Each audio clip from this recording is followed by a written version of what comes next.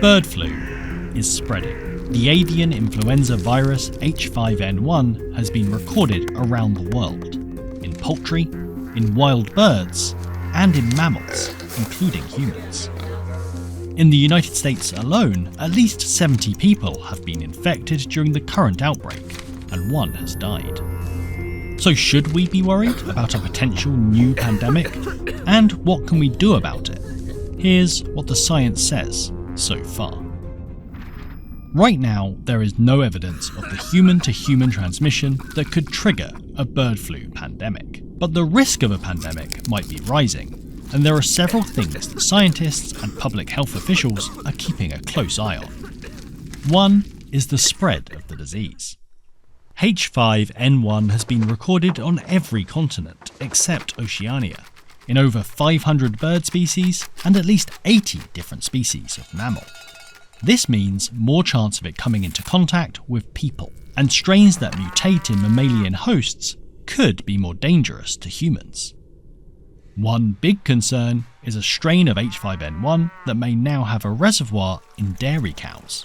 First spotted in 2024, the CDC now reports that over 1,000 dairy herds have been infected. And a study looking at workers at H5N1 infected dairy farms in the US found that many human cases go undetected.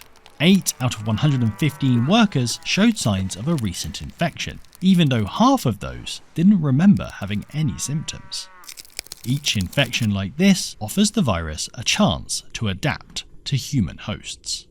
As far as we know, bird flu isn't yet spreading between people, but there are key mutations that would make that more likely.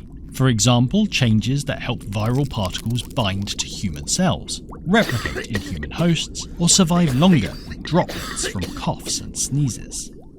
And changes like these have happened before. Previous flu pandemics in 1918, 1957, and 1968 are all thought to have originated with avian influenza. So what can we do to prepare? Both Europe and the US hold stockpiles of licensed H5N1 vaccines.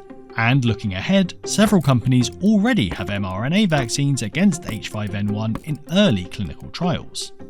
In the meantime, it's possible that vaccines against older strains of avian influenza could still offer some protection. And the focus is not just on vaccinating humans. There's already promising results for an mRNA flu vaccine for use in cattle, which will be crucial for reducing the risk of transmission to people working with livestock, although these results haven't been peer-reviewed yet. Some studies suggest that pandemics are becoming more common in the modern day and age. Whether the next major threat to human health comes from H5N1 or a completely different source, a key part of our defence will be surveillance and preparedness.